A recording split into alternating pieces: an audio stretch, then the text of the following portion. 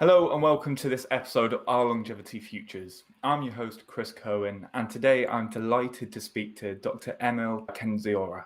As well as being a medical doctor, Emil is an entrepreneur and the founder and the CEO of Tomorrow Biostasis, a company based in Berlin that offers full-body cryopreservation.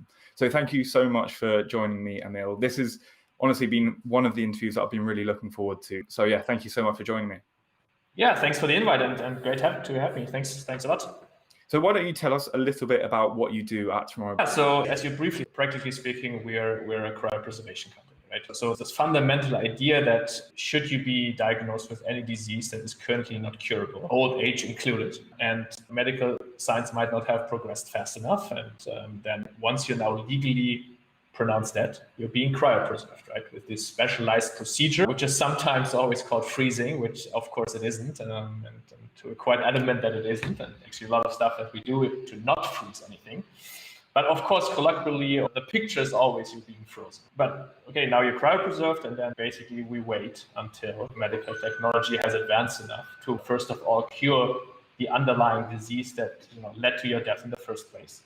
And then secondarily, of course, once it's possible to revive you, we would do that. As you mentioned, I'm running an organization which does that from an operation standpoint, and I'm running a non-profit foundation in Switzerland that does research for that topic. And yeah, these are the two main things, I think. It's such an interesting sort of area. You must have heard this a million times. It's out of almost science fiction. So how did you actually get into this sort of area, and how did your interest take off in it? Yeah, so originally I actually come from the longevity and life extension space. So I studied medicine because back in the day when I was, 17 or 18, my original plan was to join Aubrey and to build a company in the sense space or somewhere in that range. And then I studied medicine, went into cancer research after that, then got a bit disillusioned by academic research in Germany. Can't be blamed for that. Yeah, I think that's probably true for most countries where academic research is great and all, but if you want to be a bit more tangible, it might not be the best place. Yeah, and then I've been building tech companies over the last years, not necessarily because I'm super excited to build tech companies, but this whole field, unfortunately, is relatively expensive and at least historically underfunded. So I thought it's a good idea to have some war chest on my own, but always with the idea of going back into that space. Then in 2018, I decided that now is the time to actually do that, or start thinking about it. And then I looked at the longevity and life extension space and what's going on there and so on. And I think maybe one of the main disagreements that I have with the longevity and life extension people, not necessarily about that this makes sense in principle, it's just about the time frame, right? I'd much rather in 20 years going around to all the other people and will tell them, hey guys, I'm sorry, I was always the pessimist, right? You guys are right now, I can just take the pill and I live longer. Right, figuratively speaking. I'd much rather do that than be old at 85 and there is no longevity and life extension technology. And then, well, that's it. So based on that, I decided to go into this biostasis or cryopreservation field. Right? Hoping that I will never use it or never need to use it, but assuming that will not be the case and that I will need to use it. So yeah, that's a short. Oh, sorry, go ahead. Yeah, well, I was just going to say, when was the sort of first moment you thought, okay, this is going to be the idea of the company that I take forward, Cryogenics and Cryonics? When was that sort of initial moment? Yeah, so that was somewhere in 2018. So initially, I've been signed up for a cryopreservation contract as a backup solution for many years, right? But so this was not the original plan to go into that space. The original plan was to say, hey, I'm building a company or a research institute or whatever to develop, anti-aging medicine, right? Or longevity drugs or treatments or whatever it is, right? The only thing is, so I come from cancer research. And cancer research, every 10 years, practically speaking, they say 10 years, you're going to have that cancer drug. And last time in 2005, right, when the NCI, it's not random people. It's like the National Cancer Institute in the US, which is part of the NIH, said, 2015, we want to gotten rid of cancer. Now, in looking at that space, it's usually things take a bit longer than you think they do. And looking at the longevity space, back then, I didn't feel like there's a high probability that this will be around when I'm old. And based on that, I decided, okay, so I'd rather go for what people sometimes call Plan B, or which doesn't need to be plan B, like these two solutions can work together quite well. But I'd rather spend my time on something that is tangibly available. It's a fascinating story and a really interesting area. And I think I want to start to delve into the actual biology of it and the technical sides of it. So how do you actually go about cryopreserving someone after they've died? At the time when the heart stops, the degradation processes start, right? So heart stops, but the oxygen is not being not circulated to the body anymore. So literally immediately after death. Yeah, practically speaking, right, brain cells and all the other cells need oxygen to survive. So when the heart stops, oxygen is not being provided to the cells. So at that point, cells at some point, and it's not a flip switch, right? So there's still oxygen in the blood. There's still the cells. It's not one or nothing. But at some point after that, the cells start active and passive degradation processes. So what you want to do is first stop these processes. Right? And in medicine, there's the saying which says you're only dead when you're warm and dead. Right? It's a saying where, when people are clinically dead at low temperatures and you don't try to resuscitate them, it's malpractice, right? Because what happens if you reduce the temperature, the metabolic activity on the cell level goes down. And since the metabolic activity goes down, the oxygen consumption goes down. So these degradation processes that are partly energy dependent. So it's not like a passive dying process. It's more an active. It's complex in detail, of course, but on a high level. And now by cooling, you stop these processes. And so the first thing you want to do is cool as quick as possible. And how do you actually go about doing that? So it's multiple steps. So you want to cool, and initially you just cool with ice water. More precisely, a combination with external cooling, which is literally ice water, which is being circulated and so on. And the other side, you want to do internal cooling. So you do external cooling and you do internal cooling. And internal cooling is basically just being done with a heart lung machine, which practically circulates the cold fluid through your circulatory system, which of course has much more surface area. Cooling is much quicker. This is not a procedure that is novel to this topic. It's being done in heart surgery, right? So it's not something super unique, right? Now you cool further down with these two cooling methods. And of course, now what you do not want to do, you don't want to go under 0 degrees because the body, of course, is largely water. And if you freeze water, it forms ice crystals. And just very physically, ice crystals are sharp, right? They have sharp edges. And they would destroy the cellular structure. Now, what you want to do, you want to avoid creating these ice crystals. You want to cool fast, but without ice.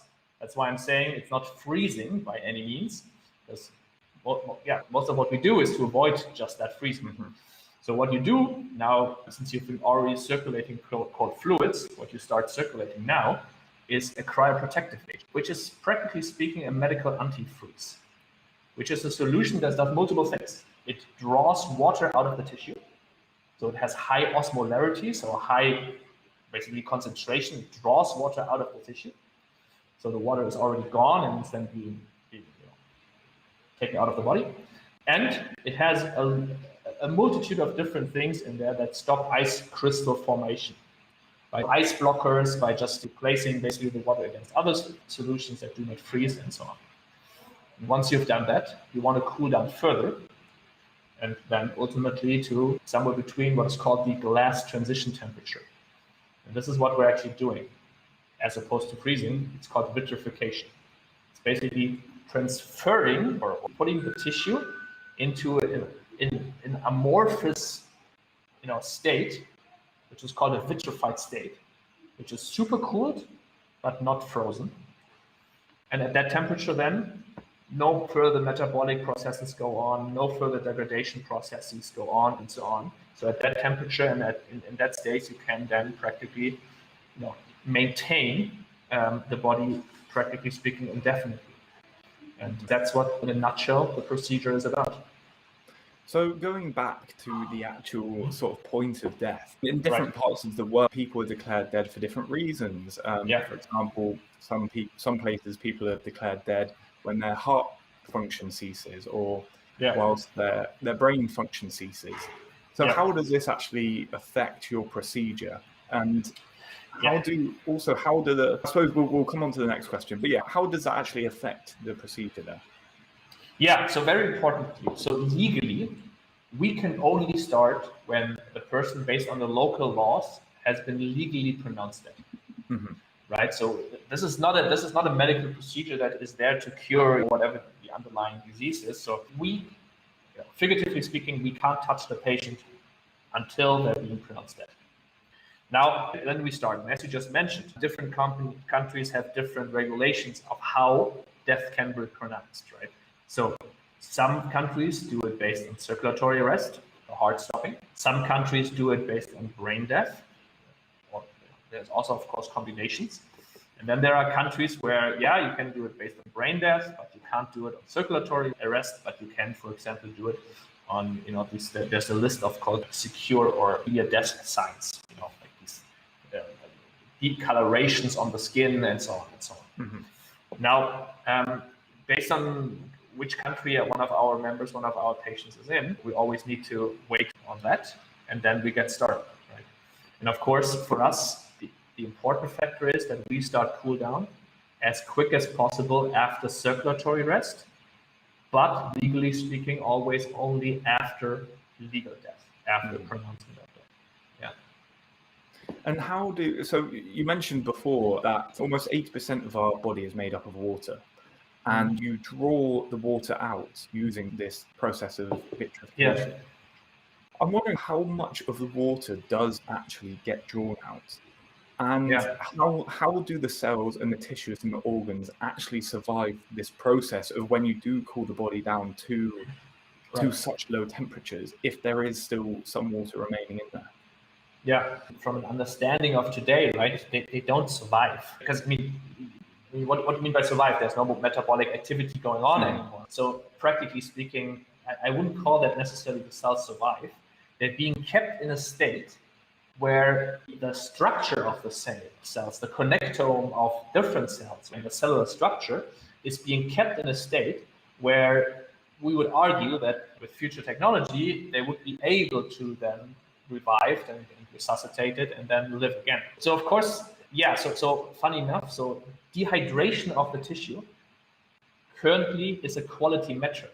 So more dehydration is better, means less ice, right? So yes, you don't take out 100% of the water, of course, right?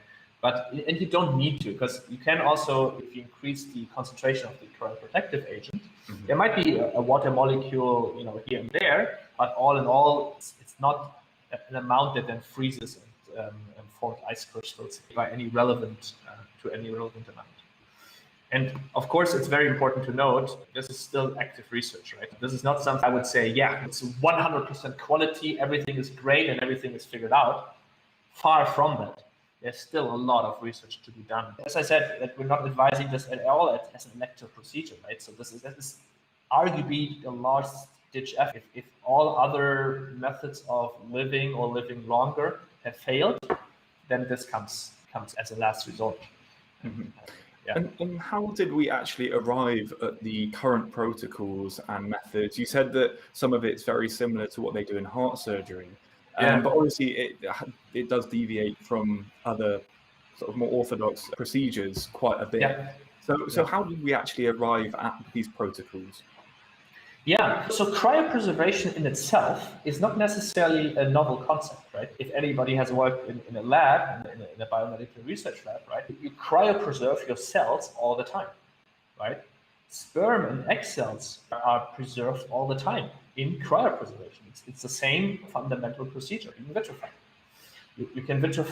You can vitrify parts of a body for transplantation. For example, aortic valves and different parts of cartilage. So fundamentally, this process is not even a new process. It's a very old process, right? So of course, some of the knowledge comes from there. And then there's more and more research, or has been done over the last decades, to cryopreserve organs, right? So there's a big organ shortage, right, where people need organ transplants, but there are no organ transplants close by. And since what we currently do in organ transplantation is you basically transport the organ on just ice cubes, practically speaking. And of course, since the temperature is not really low, and there is still metabolic activity going on in heart, for example, you only have so much time until the heart needs to be transplanted, right? So there's a lot of research, and it makes a lot of sense to store organs for longer periods of time when someone dies, and then until someone needs it, who is a match? And so there's research from organ transplantation that goes into that. There's fundamental research from cryopreservation, cryopreserving small model animals or model organisms more precisely. So there's a lot of research from cryobiology. And then on the other hand, the more procedural stuff, the operation and so on, that is very similar to perfusion. Like, standard perfusion that is done during heart surgery, for example. And taking these two parts together, this is practically what we're doing. The operative parts from medical procedures, and then the research side from cryobiology. Yeah. So you mentioned other sort of model organisms that had been frozen and then been revived. Right. So obviously you said it was cells as well, and they're obviously very simple, a cell's a cell. Yeah. Multicellular organisms are much more complex. Like you said, you have different organs, different tissues, all working together.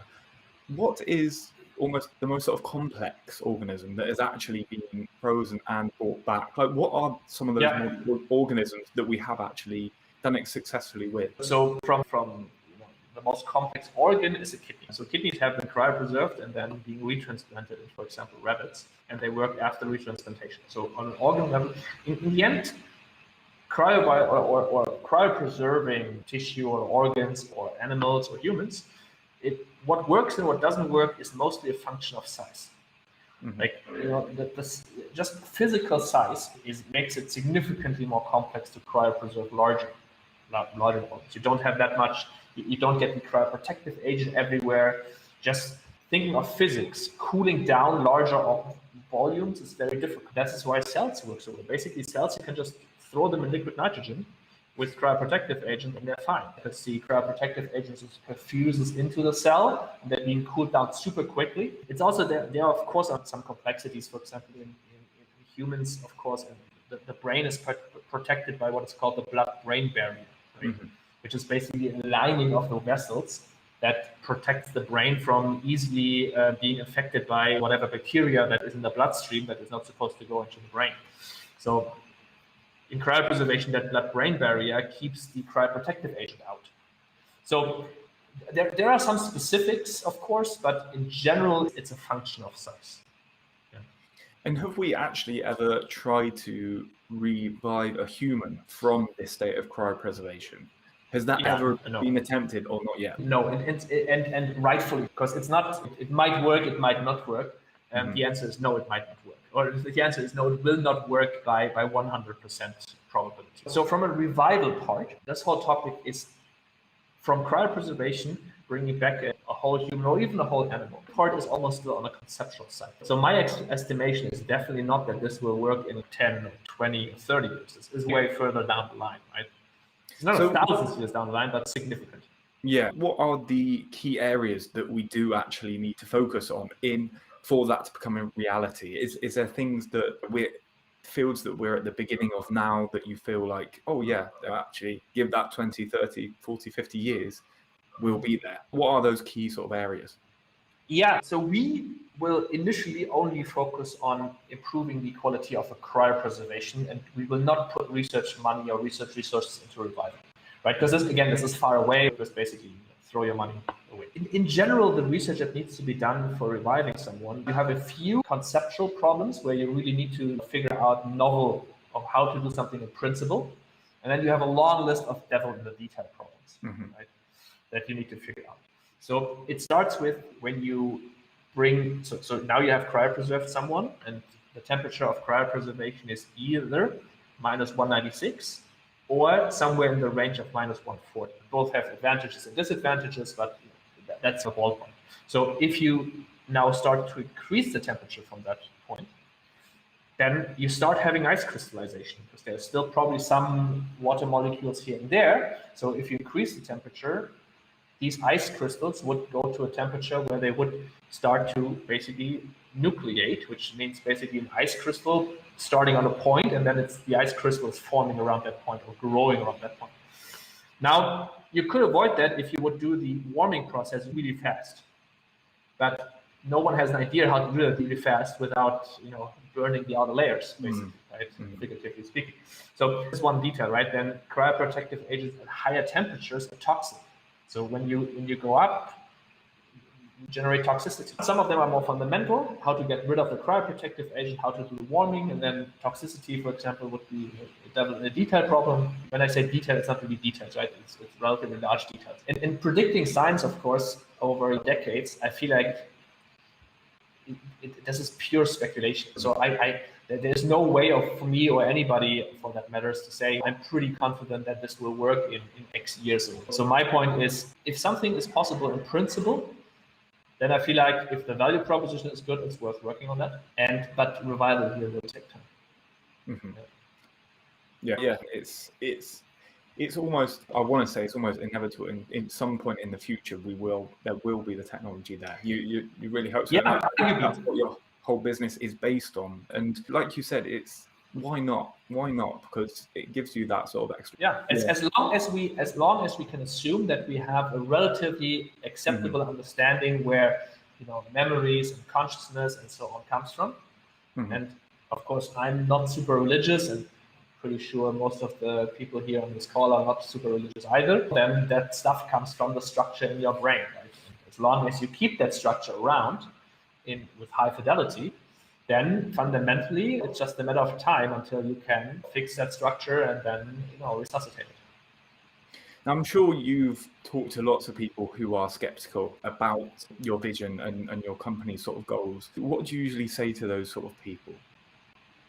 So it depends on what the criticism is, right? So of course, we definitely don't want to convert anybody to become a believer, right? There's an argument to be made where people say, hey, this is just not for me. Same as there will be people, if you just need to take the pill and you live significantly longer than you currently can, there will be people who will be like, no, this is not for me. And that's totally fine. So on these kind of criticism where someone says, hey, this isn't for me, I'm not interested, the answer is, sure, that's totally fine. And if the criticism is, how does that work, or how does technology work, and so on. And so I think to a few of these points, you have good answers, and to a few of these points, you have the answer that you don't know yet, right? And this is what the research is for about. And then maybe there's a smaller group, luckily, but again, we live in Berlin, which is a very liberal city, and a relatively liberal country, right? So there are probably some people who say this is very immoral. Then we can have a conversation, right? And then my answer would be, okay, so what do you mean by immoral? So I think in general, we currently see significantly less criticism than we would have expected. We have expected significantly more people being in one of these groups. It seems to me, if you explain this way or this procedure and this value proposition in a tangible way and in a relatively scientific way, that a lot of people, at least they're fundamentally open to the idea. They're interested in the idea. They might not sign up tomorrow, or they might even say, hey, cool thing, but I don't care personally. And again, that's totally fine. So I'm still waiting for some priest who wants to have a panel discussion with me on stage or something like that, or someone who wants to argue this is immoral. It doesn't need to be a priest, but anybody who wants to argue this is immoral, I'm more than happy to. It's such a hard topic not to be just absolutely fascinated by. Like I said at the beginning, it's one of these things that it's abundant in sci-fi, and it's just one of those things that is just such a cool thing to talk about. We actually have a comment or a question from the audience, and that is, what is the difference between cryopreservation and, say, an induced coma? There are multiple steps, I think, where on one hand you have full consciousness, and on the other hand you have cryopreservation, right?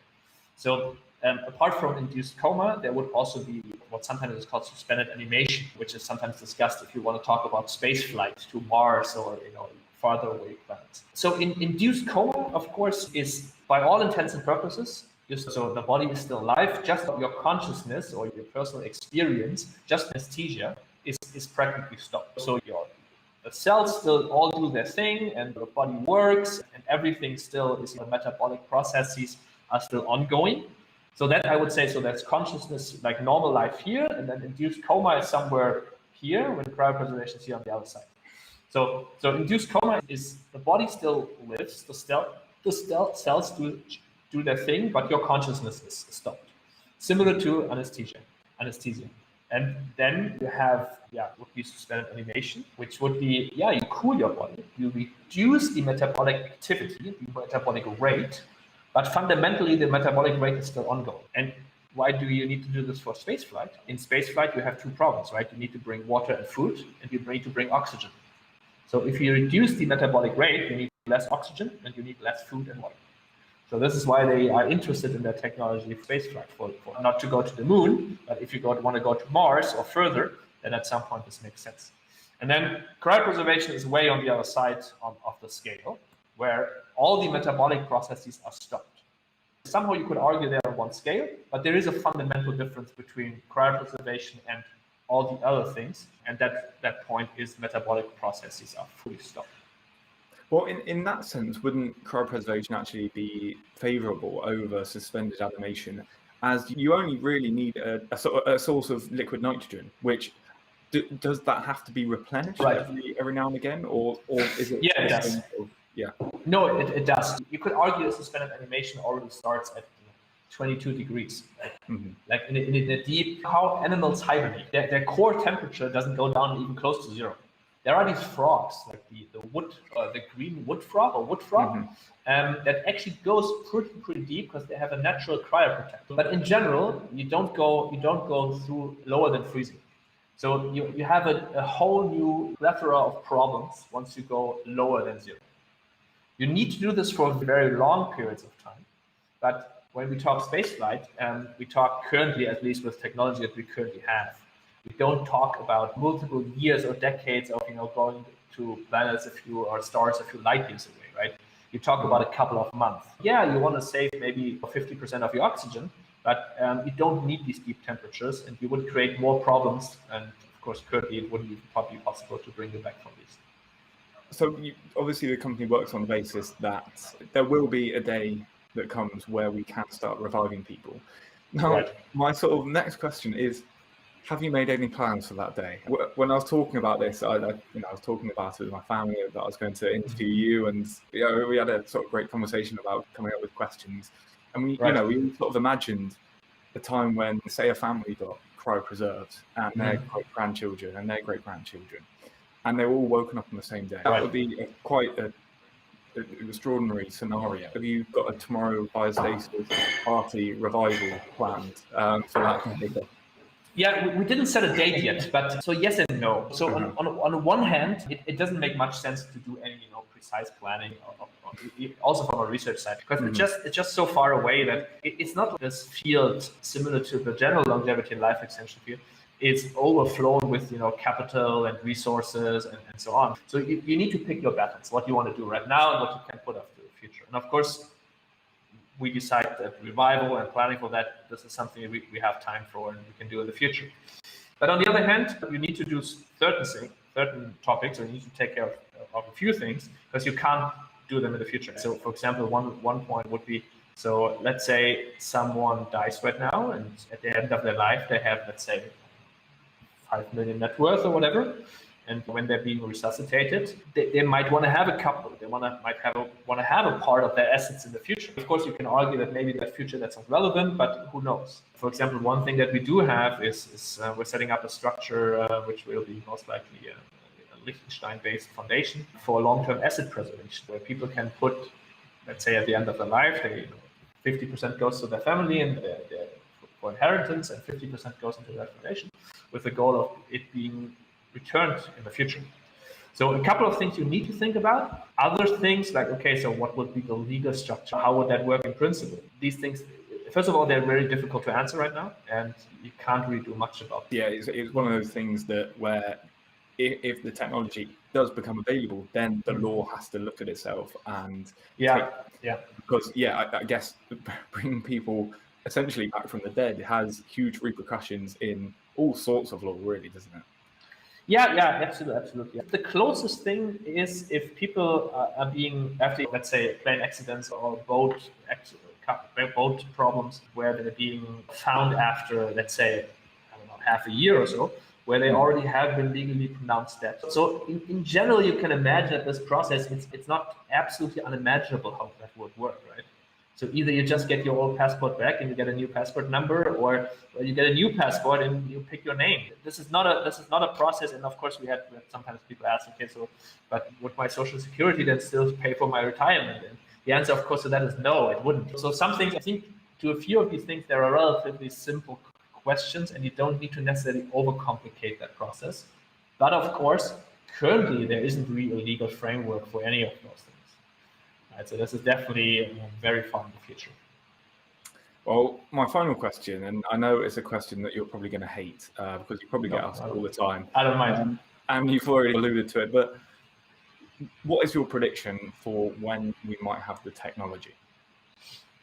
Yeah, so again, this is pure speculation, right? So there's no good data. But I mean, in science, if process is linear, you can make good predictions. But usually, and especially for these kinds of topics, progress isn't linear, right? It's a step function where new technology comes about, and then we figure something out, and then suddenly we can do things that we wouldn't have. And it's not only about science; it can also be just about engineering, right? In these topics. So in general, due to that, it makes it very difficult because absolutely in that space here, progress is not linear by any means. It's very much a step function, and multiple steps are still required. So that part as a disclaimer. So on the lower bounds, I'm pretty confident that it won't be 10, 20, 30, somewhere between 50 and 100. And I'm saying that because this is a time frame where I feel like all predictions just break apart. So basically, I'm picking a time frame where I could argue, well, it might as well be that one, right? Because no one could make the counter argument, right? Because again, also predicting for them would be the same problem. So I'm pretty confident that it's also not millions of years. It's probably also not thousands of years. But so my uneducated or slightly educated, but definitely not well-based prediction would be somewhere in the 50 to 100 plus years. But I wouldn't. So for us, it's very important that if someone wants to sign up with us, that they're well aware of that, right? We want to make it absolutely sure. Because I think this is the only point where I mentioned before, I'm more than happy to argue ethics about and morality of that topic. And I think the immoral point that you can create, and that's why we're very focused on not creating that one, is if you would sell this, try people or promote this by saying 30 years, 40 years, whatever, it's 50 years. Don't worry about it. You just do cryopreservation, and then in 50 years you'll live again. Where you would try to convince anybody that this is basically a safe bet. And it isn't. It's a bet, but it's not a safe bet. It's a bet that is probably way, or it's definitely higher than being cremated or buried. There's no question there, at least in my mind. But what exactly the time frame is, I don't know. And I think this is it's very important to us that everybody who signs up with us knows about that. Because I think this is where we would make it immoral, or would be immoral if we wouldn't try to, or wouldn't make sure that this is absolutely. I did say that was a final question. We have had one more. No worries. So it was just, so what are the 2 or 3 things that you intrinsically believe are inevitable regarding the future of longevity and or cryopreservation? And what are then the obstacles that may prevent these from happening? Yeah, if we can assume within reason understand how consciousness works. So if there's nothing that we will figure out in the future where something super weird quantum or whatever or metaphysical, putting that aside, if basically consciousness and all of that is a function of the structure of our brains, right? The connectome and all that stuff living significantly longer by orders of magnitude, at some point that will be a thing. Right? I'm not aware of any fundamental reason, and I'm also not aware of any good arguments that allude to a very fundamental reason that can never be avoided, that you shouldn't be able to just fix the body. Take the car metaphor, where you just fix the car up, and then the car that usually breaks down after 50 years can easily, or 15 years, can easily work for 150. So probably that's exactly the same with bodies, with humans. And same for cryopreservation, right? As long as we understand it, and as long as we keep the structure in a way where all the connectome is being kept, then cryopreservation will also be. The only reason why I'm working for this and not for the longevity, but I think both topics are absolutely possible. And of course, the longevity and just taking your pills or treatment sector has the better value, and it's on first sight. They have the better offer, right? Like ours has more, you go into cryopreservation and then maybe you're being revived. It sounds worse than just taking a pill. I mean, it's going to be more complex than a pill, but let's say the only disagreement I have is how much time that will take. Because the problem I think with longevity is, so we did an analysis a couple of months ago where we looked at all the companies that claim to do anti-aging or longevity and life extension. And we looked at what they actually do. And then we took, so this was the first part of the analysis. And the problem in my mind is that a lot of people who sell themselves as longevity, they seem to do it for marketing reasons or fundraising reasons. And then they work on, I don't know, atherosclerosis in the leg or knee joint or whatever. Which of course, yeah, if you maybe you can repurpose that technology and so on and use it for something else. But then again, it seems to me, I don't know where this optimism comes from, and I'm more than happy to be proven wrong. But in general, if I would be a longevity company, I would also be very optimistic because I need to raise funds. So there's an inherent incentive to be a bit optimistic. And the second point is we compared to startups that were founded at the same time that do cancer research or cancer drugs. And the cancer startups were 3x or something higher funded and had more people than the longevity and life extension startups. And I don't think they're all that much more intelligent, the people who go into longevity. The cancer people are also not stupid people, right? So the only disagreement we might have is about the time frame. Otherwise, I would do the longevity stuff. It's way better. And I'm very much counting on the whole longevity sector to make this happen as well, because of course the cryopreserved people are going to need all that longevity and rejuvenation in the future as well. So benefit by proxy. Absolutely. Yeah. You need that point of view as well, because I completely agree with you in some sense. A lot of these things can be talked up to the point where it can become realistic, and all fields in science need that voice of reason sometimes, just to say, look, let's actually see what's going on here. But yeah, no, this has been absolutely brilliant talking to you. Yeah. Really fascinating topic, an interview that I was really looking forward to, and happy to be here. And I don't know if I answered the obstacle questions, but I'm not sure. Maybe really shortly, if it's a viewer question. So really shortly, obstacle in their stake is, so there's a chance that technology will never work. There's a chance that organizations don't have the longevity on an organizational side point where they might go out of business at some point. And of course, there's any amount of existential risks, right? So wars, asteroids, whatever you name it, and that might prevent the body which is cryopreserved to actually be kept in cryopreservation. So, sorry for that. So all the longevity parts are all done by non-profit foundations in our case to make sure that it's very stable and sound and so on. The storage that we do is underground, so that you can make sure that at least some existential threats are avoided. And of course, research we discussed a lot already. So research is what this organization is actually primarily about, to do research and then more research and more research to give at least this topic a good shot in the future. And I'm relatively, confident that at some point this will work. Well, extremely well answered. And where can people keep up to date with what you're doing and the news from Tomorrow Biostasis? First of all, on tomorrowbiostasis.com, right? Sign up. We have multiple newsletters. We do webinars. We're organizing a large international scientific conference in October called Biostasis 2021. It's on biostasis2021.com, which will be in Zurich, where this whole topic and this whole community comes together. So if anybody's interested in that, we just went live with tickets a couple of days. Yeah, and then in general, also if someone is interested and wants to talk more about this topic, I'm more than happy to contact me on LinkedIn or on by email. I'm more than happy to talk and discuss further.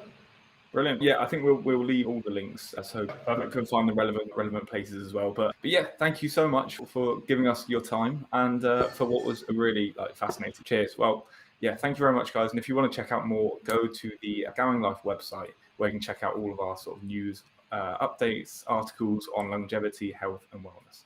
So thanks again for tuning in, and see you again next time.